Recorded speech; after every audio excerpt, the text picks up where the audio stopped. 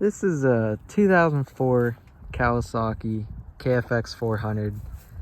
It's pretty much the same thing as the Suzuki LTZ 400, just it's labeled Kawasaki. That's really the only difference. The plastics are green, Kawasaki branding, and Kawasaki put this hood on it, which I actually like. I think it looks good with the hood. But yeah, it's the same thing as the LTZ 400 pretty much, but I wanted to make a quick video on this just to review it, because these are definitely worth reviewing in my opinion. But this is a 5-speed manual with reverse, liquid cooled, chain driven, 2-wheel drive. It's a 400cc, right around there. This does have a big bore kit on it though. It's like a 436 or something. Makes a little more power, but nothing crazy. Me personally, I've never had a problem with this big bore kit that I've had in it. I've had it since 2021, never had a problem with it. This thing, other than that, it's pretty much stock. It has the stock pipe on it. It's not the original one, but it's still like an OEM one. It's supposed to be. This one does have some nice Tusk Nerf bars on it that I put on. Tusk front bumper, which is really nice. I will say the one thing about these that you're gonna have to do is you're gonna be shimming the valves at least once a year if you ride it a lot. It's just how it goes with these things. It's just the way they're designed. Like, they just don't start as easy, and then it gets to a point where you have to bump start them, and whenever that happens, you just have to reshim your valves. It's really not that hard. I mean, these things, they come apart pretty easy. Just take the seat off, take these two plastics off here, take this cover off, and then pull the gas tank off, and then take the valve cover off, and then you're right there. But it's really not that bad to do. I've done it at least 5-6 times, but yeah, it's not too bad. But I will say, I mean, these things do run really good. This thing will run all day long, no problems. Doesn't use oil or anything. Very good engine. It is electric start too. Starter's right there. Honestly, pretty easy to change if you have to change it. This is a DRW case saver that I put on this. It's a 3D printed one, I think. I don't know, but I know the original case saver, people say don't trust them because if your chain breaks, well, it's putting a hole right in the case. And my buddy had that happen to his one time. He had an LTZ and that happened to his, and it screwed everything up. So I just put a case saver on it. DRW. Can't go wrong with that. But the shifter, this is a different shifter, but it's pretty nice. It shifts really nice. Brakes are very nice on this. Disc front and rear, very nice. Take a look at the rear swing arm. You got one shock up there. Tail light. These brackets are usually broke on these, at least on mine, for the plastics. You can see they're kind of cheap. I don't know if that's just mine or if that's how everyone's is, but that's something that happens. Also, for these KFXs, my plastics are really faded. It seems like a lot of these fade really bad. I don't know why. As long as I've had this, I've had it pretty much inside. It doesn't really sit out. It really never sits out at night. So I don't know why they fade so bad, but it's really weird. That's the one thing I've noticed with these. I haven't seen it with the LTZs, at least with the yellow ones. But yeah, and I will say, like, this thing, like, I've done a lot of work to it. I put new wheel bearings on the front. This thing needs shock bushings still. The bushings in there, they're a little wore out. These are the original shocks. I have not changed them. I had to put new A-arms, lower A-arms on it because the ball joints went bad, and I couldn't just get ball joints for it. You had to get the whole A-arm. The upper you can get ball joints for, but you can't get ball joints for the lower. You have to get an A-arm with the ball joint in it. I don't know if you can find ones that you can put in there or what, but at least in my case, I just had to put new A-arms on it.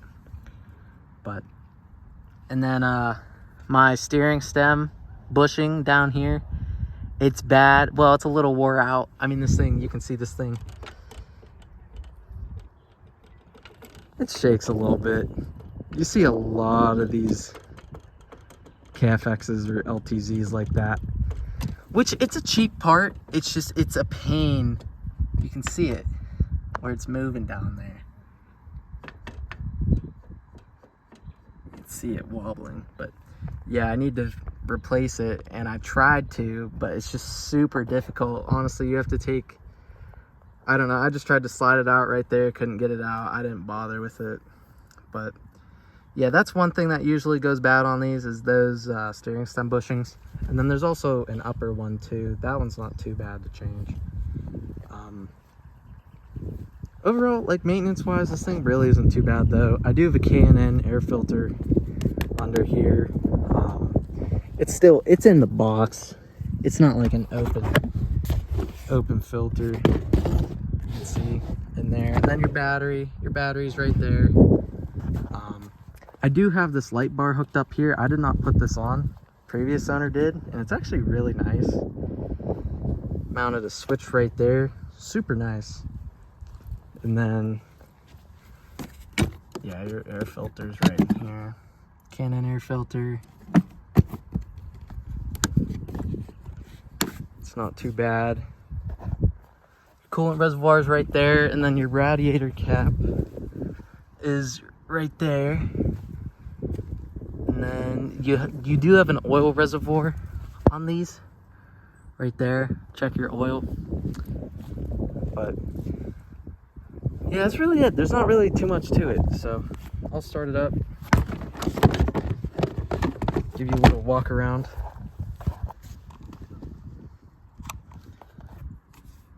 Yeah, reverse, neutral, that's a temp light. Fire it right up. Turn the key to turn the lights on. I just put LED bulbs in this. I don't know how I feel about them yet, but pretty nice. Light bar, I'll turn the light bar on. Super bright. Again, that's an aftermarket mod. That's not stock. Tail light, pretty nice. It does have brake lights too. You touch the rear brake. Brake light lights up, all that good stuff. But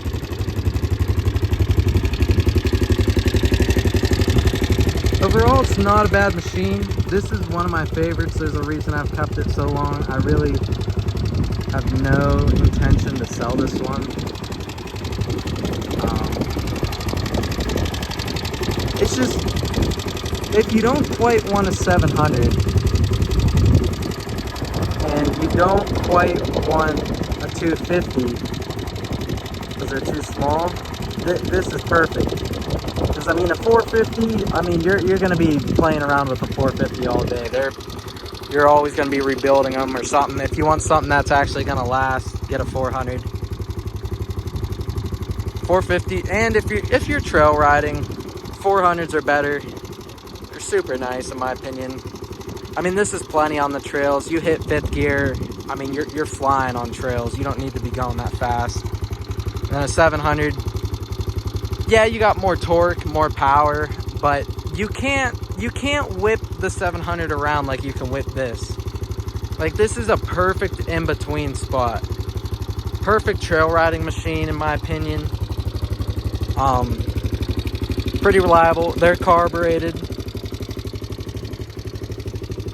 Really can't go wrong with it. Easy to work on in my opinion.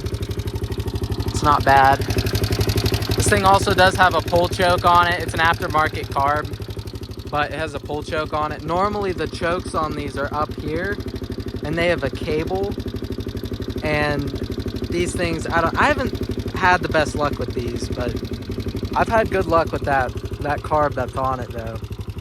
So yeah, I'll take it on a little drive, show you how everything works. So front brake, rear brake, clutch, 1 down, 4 up.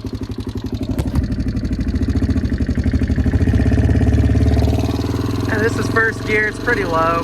First gear is like a crawler gear on this. Second gear. Third gear. Fourth.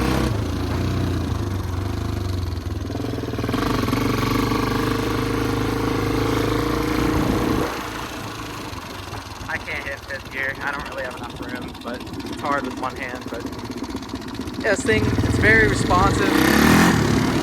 A lot of power. A good bit for a 400. Well, 436 or whatever this thing's bored out to. I don't know. I'm not the one who did it.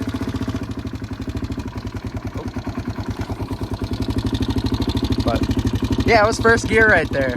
I don't know how to install out. That was impressive, but this thing's pretty torquey, I will say that. And then for the reverse, all you gotta do is, I'm in neutral right now, holding the clutch, shift down to first, and then that knob, you're just gonna twist it.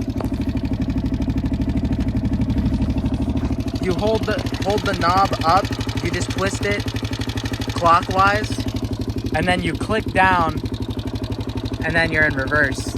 And then just let out, and boom.